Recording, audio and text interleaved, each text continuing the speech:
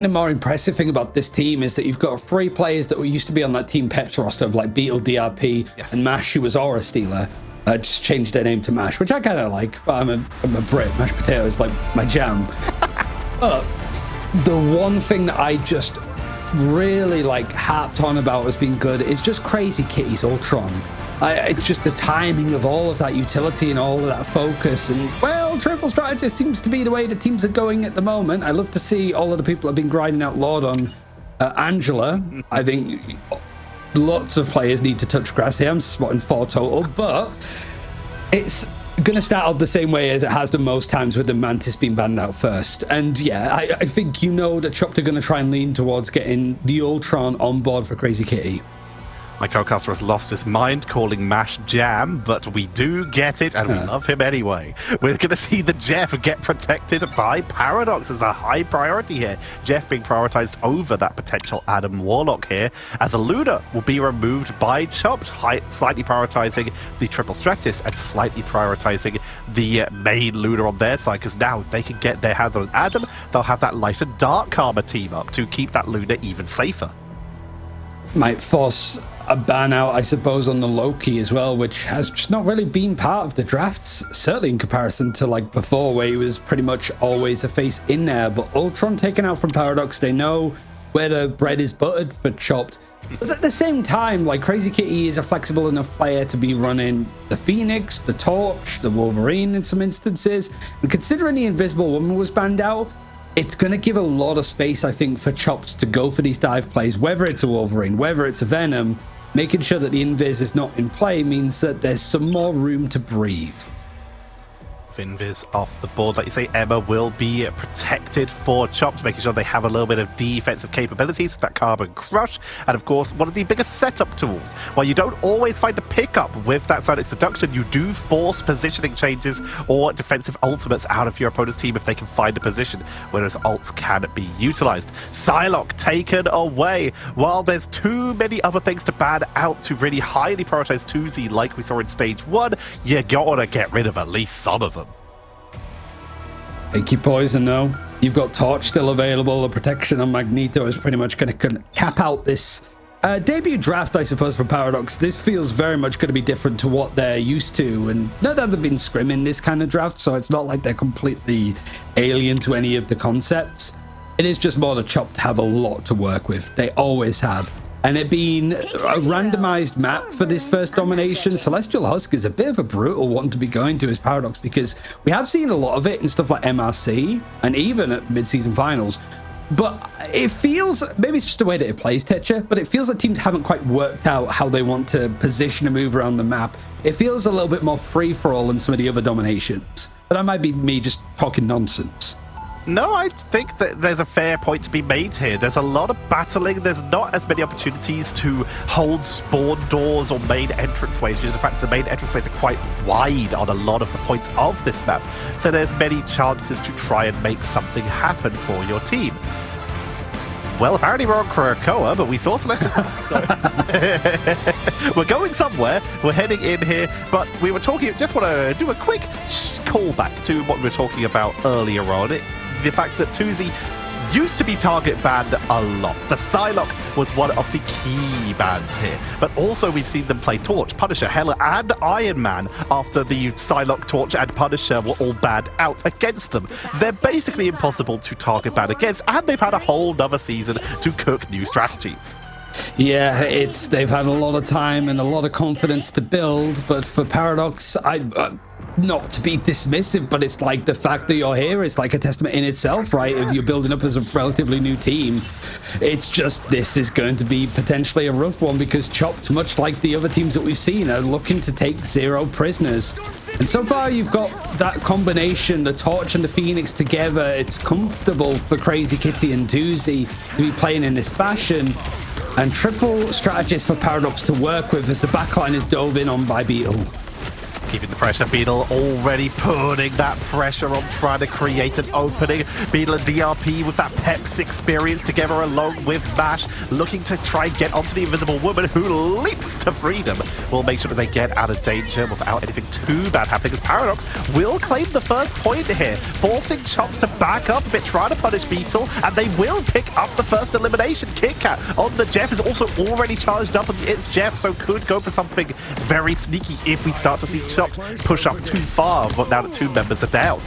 Yeah, KitKat's been able to build up that Jeff ultimate, so being able to sort of, certainly when you got Supernova and the likes of an Ensong Inferno from Tuesday in hand, being able to grab your teammates and just try to heal them up and protect them from some of this oncoming offense might be a key. But Beetle switching back over to more of a character that really made a name for himself, I think, in the recent MRC, like the Captain America. The sustained fight is good, and through the Supernova, Crazy Kitty's able to carve up just a couple more picks. The objective hasn't been taken in their favor, but KitKat trying to grab some players, pull them out into the horizon, gets caught out before he can do much more.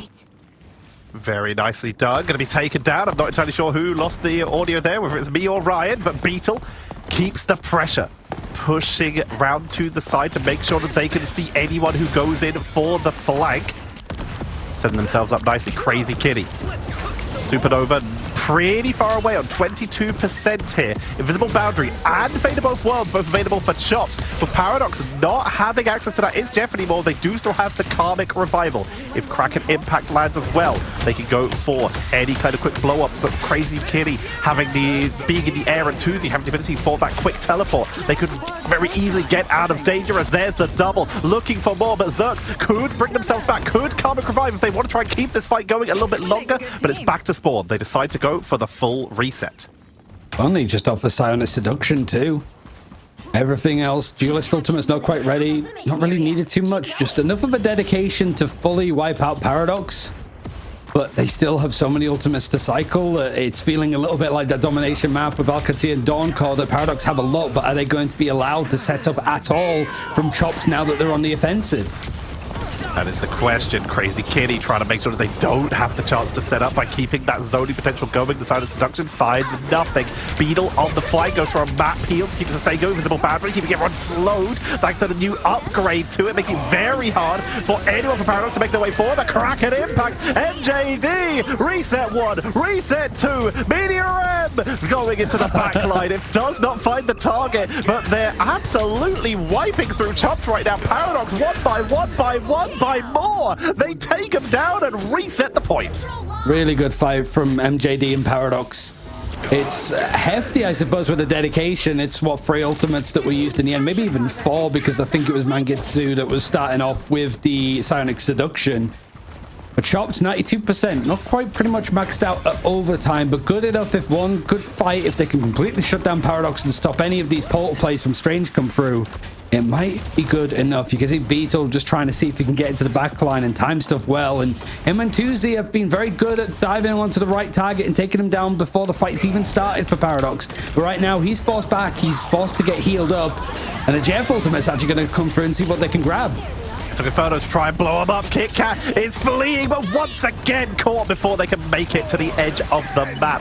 Mash with the Fate of Both Worlds is trying to keep the rest of Chop topped up. Karmic Revival finally going to be burned. Paradox committing to this fight as the point is flipped over. They need to make sure they touch. Banner needs to make their way down. They will go in with the magnetic descent, but as such, just immediately eat all the damage from Chops. Keeping control with the Freedom Charge, keeping everyone sustained in this choke point. The damage out of a Crazy Kitty makes this entryway is just toxic, as Chops will keep control and hold the first point on Celestial Husk.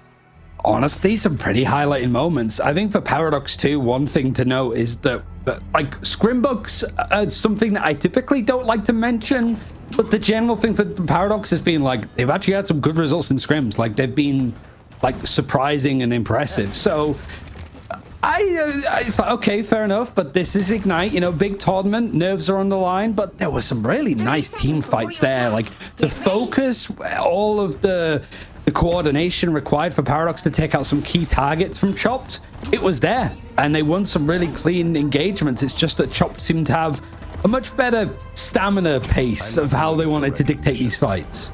The fact is, Paradox, like you said, they've been playing a lot in order to warm up for this, in order to just get locked in, and also they have a lot of experience in other tournaments, especially in Saudi Arabia. A couple of the players have been playing in mixed tournaments over there, Prime E-League as an example, in order to make sure that they have as much experience going into this as possible. Beetle continuing on the flank, as right now Chops, they have already beaten the world champions. Now the question is, but lost to VP, the question is, where do they lie in these power rankings? So they need to make sure that this is a good first showing. And these are the kind of games that if you're not necessarily locked in, if you're too focused on going deeper into the bracket, that you sort of forget to pay attention and respect this first game, you could definitely be left with egg on your face. And yet again, Paradox, because they had these ultimates going into the second point, using it with a good amount of pace. I really like this aggressive notion of how they want to fight. But unfortunately, this time, not able to get that first pick. In fact, it is just Crazy Kitty left alone in the sky. Look at his health bar. How much focus is realistically going on to him? Because right now, he's just able to shoot down at the ground and nobody is looking up. It's Jeff.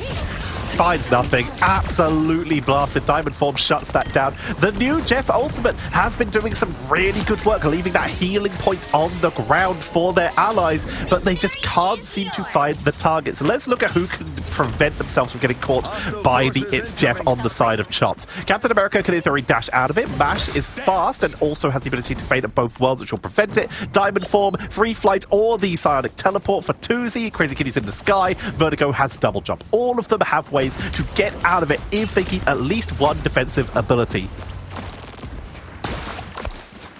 Got some switch rounds too. I'm not seeing the Emma Frost anymore, but is back on the Venom. Now, where's the dive going to go in? What target are you looking to focus on? Well, Mash is the fate of both worlds, and it's not the first ultimate you're going to force out. In fact, as that dive came in, Silent Seduction, able to pull and uproot some of the players from Paradox, be pulled out into the open, and DRP's just good enough to make sure that he gets the commit onto them in lethal doses. Paradox looking a little bit more in free fall currently, I think, with some of these fights, has chopped to just kind of chopping them to pieces and got themselves up to 50%.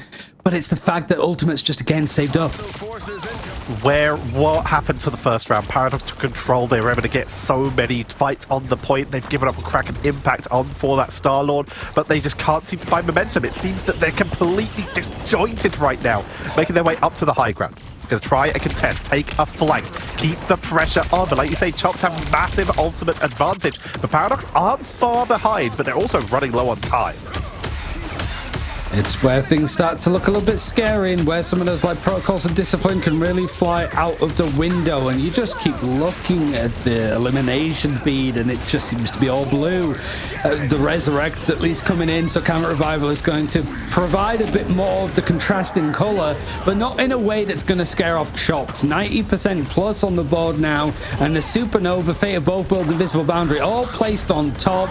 Even with the Jeff Ultimate, you hear it in the background. It doesn't seem to be enough, as that might be a full stop from Tuzi over onto this first map. You've got the Galactic Legend going to be used from MJD, but it seems to be forced back. There still has to be people touching, and there goes the Star-Lord. You've got the stall coming in from the Venom, but it feels like it's just dying for time. Portal's coming in, MJD over to the Wolverine to try and make sure that they can try and contest this. Kit Kat goes down. They were one of the main bodies, the Portal, allowing them to at least touch, but the body blocks, they step back through. They make it onto the point for the last second touch, but Magneto falls. The wraparound from the side. Wolverine is giving everything they can to try and buy them time on the point. They knock Crazy Kitty out of the air, but no one can hold the point for long enough, as Chopped will take the second point of Celestial Husk and will take game number 1. I think we can all like watch back that one and go like, okay, that was maybe more like interesting and back and forth than we sort of expected it to be. But it was maybe just a case of like Chopped getting used to playing sort of today, a little bit slow to start, Paradox having some really like nice set pieces. But it was just like Chopped pound for pound a lot stronger. And yeah, when it's only like a couple of picks against you on the side of Chopped for each of the players, and the strategists, when you're pretty much almost exclusively running 2-2-2, only dying twice total, it's easy day at the office. 10 total KOs for Paradox. That was already tied or beaten by 3 individual players on Chopped with their last hits. It just wasn't enough. They couldn't find the finishing blows. MJD pulled a lot of the weight on that as well, with 7 of those final hits being from them. A lot of them we're seeing right now. The Kraken Impact is a recovery tool that we see a lot of teams like to lean on, because you know it gives you momentum. You only have to find one with a Kraken Impact to potentially capitalize and snowball, whereas a lot of these other ultimates, you have to consistently contain a team fight with either a single burst or these longer drawn out ones with something like the Torch.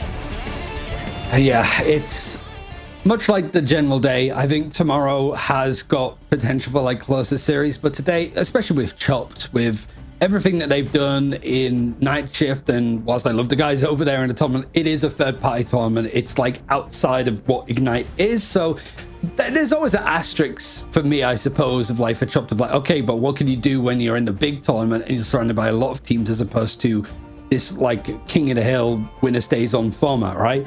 So it's I'm undecided where I think Chopped are gonna finish, and this, I don't think that map really told me too much else, to be fair, right? Like it's gauging where Paradox are, how good Chopped are going to be, certainly in this group with the teams in and around them. I'm curious what it's gonna be like now that we move over to some of those other game modes, and also what Paradox are gonna bring to the table now that they have map choice. Paradox did really impress on that first round. The second one was a little bit rougher. They got the Kraken Impact, the early hold, and then the Kraken Impacts to reset, but they just did not seem to have that momentum long term. They took pretty good early fights, and then as the round went on, we started to see Chopped take more and more and more control. Like you said, it's going to be about where Paradox decide to take us in map number 2, and we'll be finding that out after this break. Don't go anywhere. We'll be back with map number 2.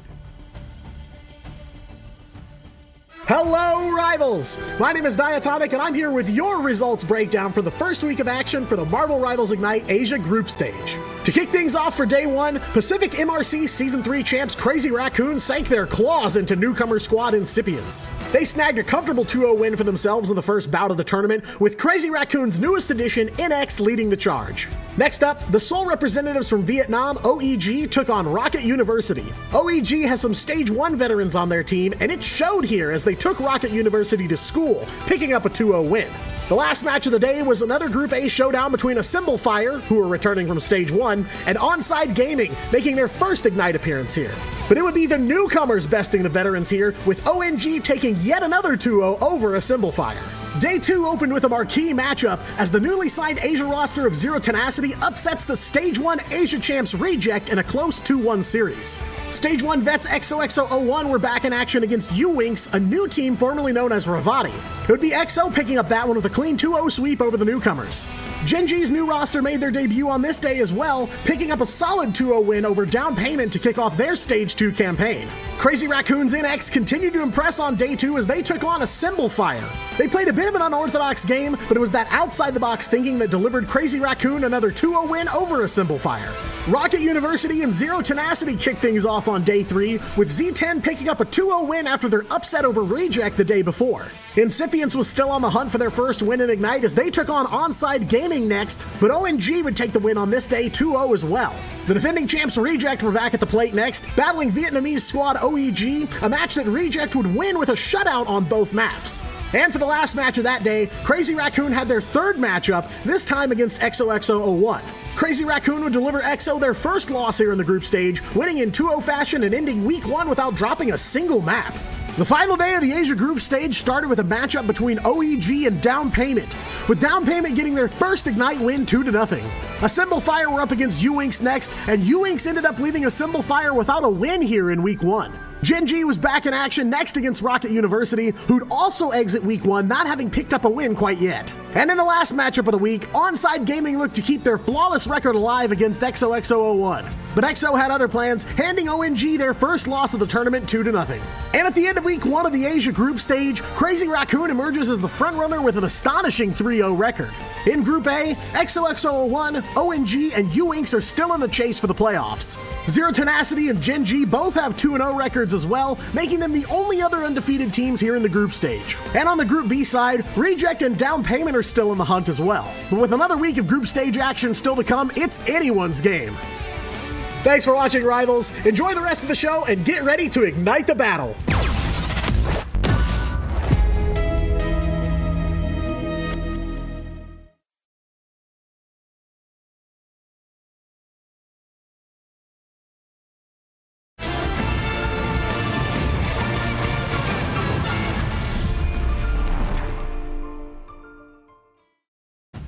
Welcome back to Marvel Rivals Ignite Stage 2 for EMEA. First and foremost, gotta say, round of applause for the ad break content that we've been getting from Vaudable and Co. Like, it's nice to see that, and it's nice to hear a little bit more about how the other regions are doing. But of course, our focus is onto EMEA, and we have the debut performance of Paradox, the Saudi Arabian team, and they're hoping to make their chances well met. Or they might be completely chopped, let's be fair, because Chopped have been a team that's definitely expected to make it to playoffs. That seems to be the bar to set for them, right? They've had some incredible performance. They are actually also playing against Al Qadsiya in the night shift. We already talked about it being a more money match style tournament, but that was a very close series as well. So we're starting to get the power levels start to balance out a little bit. Chopped so far have beaten Na'Vi, got very close with Al Qadsiya and lost Virtus Pro. A lot of that is Marvel Rivals Championship and Night Shift. This is where we start to see the true power levels start to materialize, and Paradox have already shown us that they are very impressive. Yeah, they've got a lot to show, and going to Araco is kind of nice. We've seen a lot of Spider Island so far, so Paradox hoping to see if they can do some stuff here. And Chopped, we've seen them actually play on this map some crazy chaotic battles. I think against First Pro is what we saw towards the end of MRC. But the Adam Warlock being protected is pretty much a thing to double down on for the most part. It's going to be non-mirror too, so Paradox have the option for the Adam Warlock, and it's going to be unavailable for Chopped. But instead, they want to make sure that Crazy Kitty can get onto the Ultron themselves whilst they're taking out a mix, right? Mantis, Magneto, different roles. Yep, we're taking out something that could protect anyone who gets potentially blown up from some of the more wombo combo style of strategies that we see from a lot of these teams. There goes a Luna removed by Paradox, giving the one-sided Adam, and not potentially a one-sided Luna for Paradox, as Chopped have more than one opportunity to remove it if that's the path they wish to take. I mean, I think that's the curious thing about it. Is just like, okay, what are the goals, I suppose, for this one for Paradox in particular, and how aware, how obvious is it for Chopped to deal with, and whether they're just going to be flat out allowed to do what they want. But now strategists seem to be the main goal and focus. And that duelist duo, yeah, Crazy Kitty and Tuesday want to be on those characters in particular. It's not going to matter too much about what vanguards or strategists. They want to kind of run triple strategist regardless with that Ultron. It doesn't quite feel the same as some of the other options that you might have. There goes that one-sided Doctor Strange so far. But it looks like both teams can pick it. There's no need to protect it. No one is going to be batting it out, not needing to worry about that in this case. But it does mean this won't be banned out. Paradox now have the opportunity to go for those second fights, as this is another, guess what? It's a convoy. There's a chance for a spawn hold. And with Chopped on defense, we start to see a lot of those vanguards coming out. Tuesday looking at the Hulk. We're starting to see Crazy Kitty potentially giving us a little preview, or just baiting us completely. He's baiting us completely. He's the kind of player that would play it as like a role that would make the most sense, I think, because yeah, sure, whilst Angela is a vanguard, Crazy Kitty has sort of flexed onto various things in particular. But it also does feel very much like Angela could be almost that sort of pseudo duelist Wolverine catch on to people role, because they have so many transferable skills. Heading into Araco, like you say, transferable skills between duelists and these more aggressive style of tags. You look at what we might be seeing for those defensive styles. Normally we'd be seeing stuff like Groots or people like that to try and hold the line. Chopped roster being hidden from us for extra spiciness.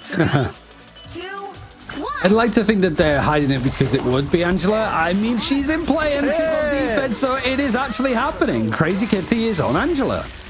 Our first Angela that we will be seeing here in EMEA, and I think maybe the first full Angela that we have seen in quite a few of the regions, as MJD getting focused down, getting dropped. Crazy Kitty needs a little bit of sustain themselves. But this is a map with lots of points off the map for exactly that reason. But usually with Angela as Vertigo is taken off by MJD. Nicely done. Burning through the rocket is so important as well. It removes the BRB. Yeah, being able to sort of juggle up, getting the most damage out of the spears and then dashing to recharge it up a little bit faster.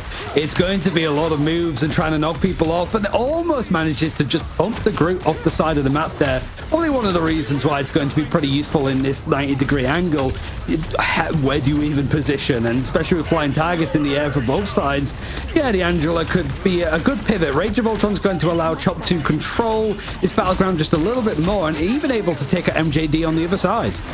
Crazy Kitty back into the air, pushing forward with the shield so they can try and look for the position, but everyone retreats back into the spawn door. So far forward, 34 meters. Kit Kat charged up with the It's Jeff. Crazy Kitty takes out Mag.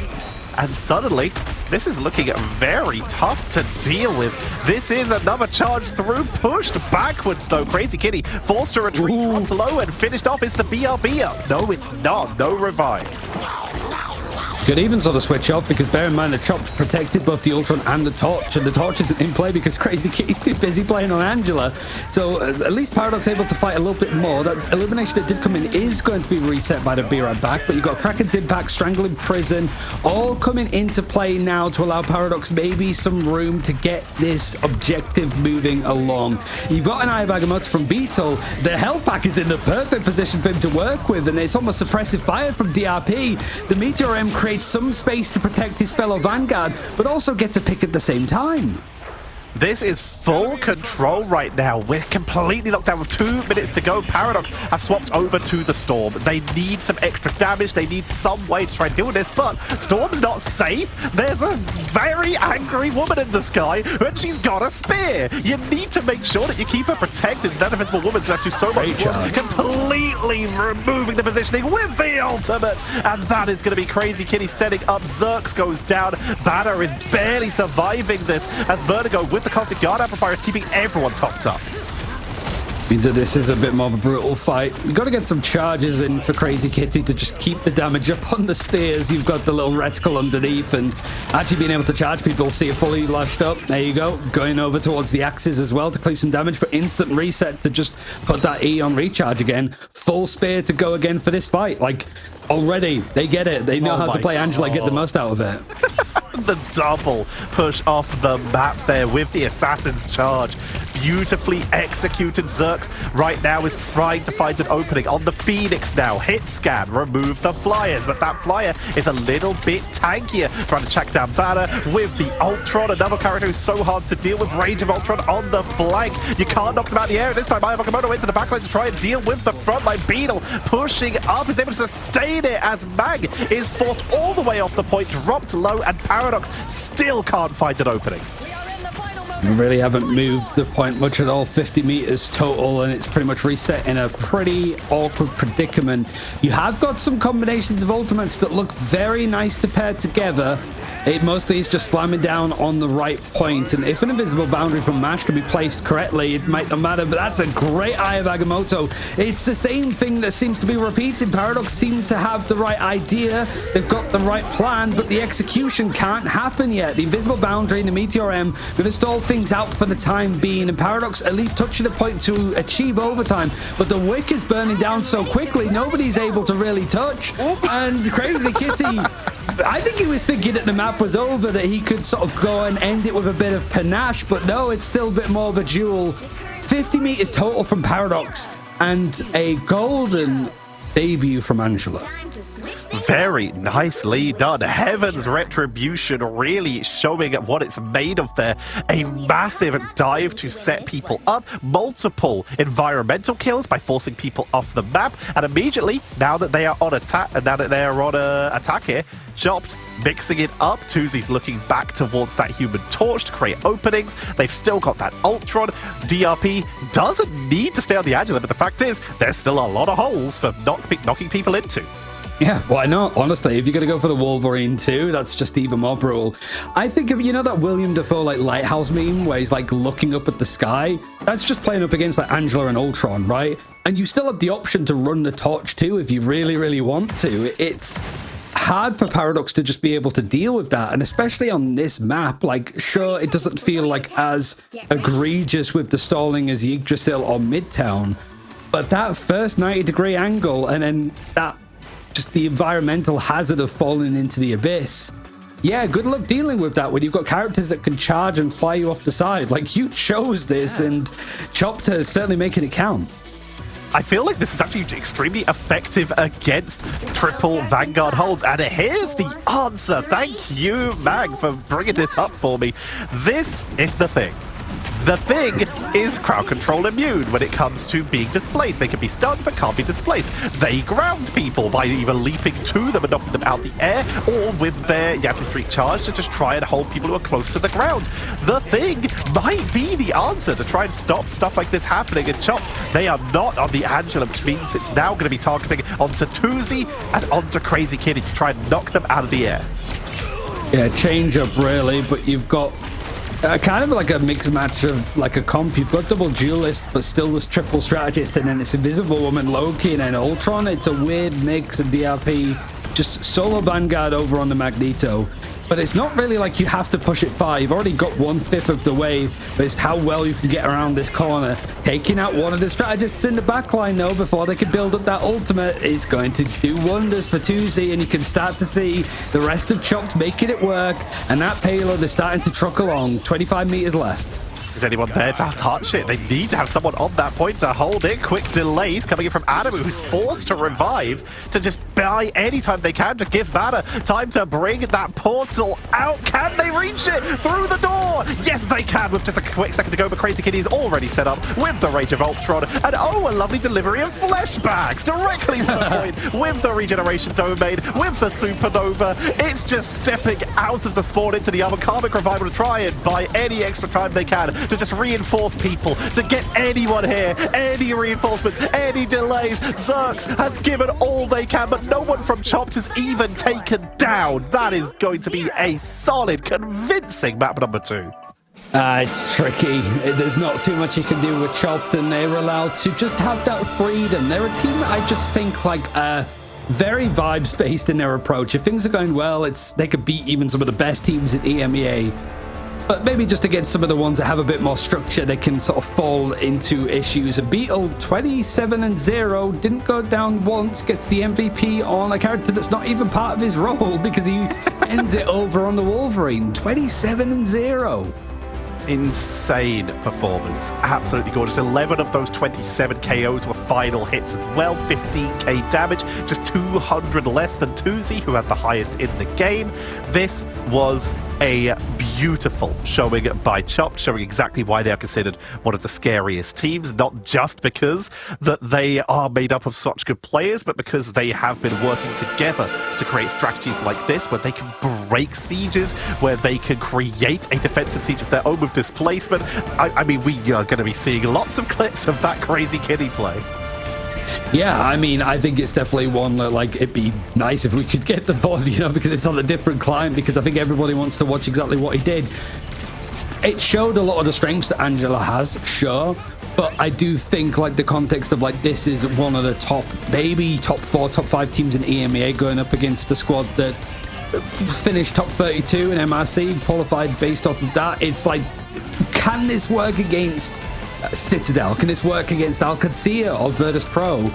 That much leaves me a little bit to be desired, but it makes sense that Angela would naturally sit in nicely with that triple Vanguard, triple strategist that we see on these payload maps. Just beautifully executed. We saw just massive displacement. This is a job that might usually be left for Wolverine, as we do know, but on this map in particular, EMEA and Invisible Woman, and they mostly find their use once you're around that first corner, because that's when people are close enough to the pit to knock them in. Angela does not have this problem. She has wings. She does not care. Seraphic saw her passive, which just allows her to fly constantly, combined with that assassin's charge, means just yoinking people out of their position and taking them to all of the wonderful off-the-side parts of the map that we don't normally see people knocked off of. Yeah, fully charged spear knocks you back as well a little bit as well, and then you have to leap forward with the axes. So options for sure to just be frankly mean as hell if you're chopped, but I think that's kind of what you want to see. It's certainly like day one options that there is that variance. We're going to be speaking to Chopped hopefully very soon to ask them a little bit more. I think the general thing is like, is there merit to it, or was that sort of you almost going, we can get away with pulling out the Angela? Because there is the element of like, if you know that there's a lot of stuff that you could do with this new character, why would you show it now when you can maybe save it for later on in the tournament? You know, there's plenty of stuff that I'm wondering why Chopped have gone about it this way. Some very good questions. We have an interview with the coach, so we can actually ask them that exact question. So I will leave it over to you to ask the first question here. Introducing Dennis, the coach for Chopped. For starters, thank you for joining us. Ryan, take it away. I mean, Angela, was that more like something that you wanted to show that there was value there, or was it something that, because the first map went so well for you, that you thought, yeah, we can show a bit of Angela? Like, how valuable is she going to be, you think? Well, you can hear me, right? Yes, we can. Yeah. Hi there. So, in terms of Angela, we kind of discovered her a couple of days ago, I would even say. Like, a lot of teams been showing it in scrims, and we were kind of sleeping on her in the beginning. But I feel that is a very strong character, especially when on spawn hold maps people are banning a lot of tanks and stuff, right? So she's very mobile. She can kind of take a lot of resources and survive while doing this. So she's not very static, like staying on the map, you know, especially when people are doing a lot of high damage comps. You know, it's kind of like a torch in a sense, that when she flies around, you know, like she gives you a lot of attention grabs, you know, like she's grabbing attention, but you can't really kill her. And she disrupts their setup, right? Like she can push people in, like push people away, especially on this map. If it goes a little bit further, she can push people off, you know, like it's a lot of value from a hero. And I think she will definitely be seeing a lot of more gameplay even on other maps aside of spawn camp, but for now I think she's like just a strong pick for like a spawn hold map or like spawn break. So let's get to know the team in general, because obviously you are a newer team made up of familiar players. You've got players from PEPS, you're in Kanda, All Business, Blood Carry Judo. How did this team come together in this form, and how did you get involved? Well, I was kind of the last addition to the team, so I can't really say how they got together.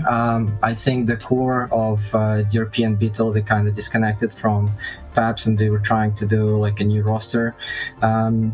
I'm not really sure how they got together, but I got brought to the team by Vertigo. He's like a long friend of mine, even from the finals days. So yeah, I kind of got introduced. We did a small tryout, and it instantly felt like it's a good match between me and them. So yeah, and since then it was like a smooth sailing, I would say. So how long has it been since you've joined? It was first days of August when I joined. So what, like second month, you know? Basically like 2 weeks after the roster came out together. Yeah. I think, because you probably have been watching these guys play with like Peps and stuff, it feels like this team individually has just glowed up a lot. Like it just, for Peps they were decent, but I feel like this is the best that we've seen like Mash, DRP and Beetle all play. And then you've got people like Crazy Kitty that were on Blood Carry Udo that did okay, but like looks really good on this roster. What is it about this team that has brought the best out of pretty much everybody? I would say, like, you know, when this idea of like team building, and like when you're building a team, you kind of want people to fill the gaps of other people's maybe like weaker sides or something. And I think these particular 6 players, they fill all of the gaps needed together, and each player just brings something to the table. Like we all know that DRP likes to DRP sometimes and like go in, you know, so people like Crazy Kitty, for example, they play very academically reserved, and they kind of hold him back. And it's just an example, but basically all 6 players, they just fit in together very well. It just clicks, and I feel that's why it just worked out. You can never say in advance, but in the end, it just worked out very well. Well, I'm going to ask you to say in advance as the final question here. We already know your opponent, as the bracket has laid out. You'll be against Citadel. You may have had the chance to see them play earlier today if you weren't too busy in the warm-ups. How do you feel about it, having already taken on Team 1 in the night shift? How are you feeling about your chances heading into that next round? I would say we're definitely confident in our ability. We haven't screamed them in the past 2 weeks, I think, or like within a week and a half. So we're definitely confident in our ability. We definitely respect them as a stronger opponent. In some cases, for example, they're like strong jump all around the map, type comms and like just hit you from all sides. We definitely respect their playstyle, and I think we will come prepared. And I'm pretty confident in us having a very good chance in beating them. So yeah, but again, we have a lot of respect for the team, so we're definitely not overconfident, but as well, we're not underestimating our abilities. So I think it's like a good balance where we're ready to take on this match. All right, thank you very much for joining us, Dennis, and good luck in your next matchup versus Citadel. Thank you for having me. That was fun. Yeah, I mean,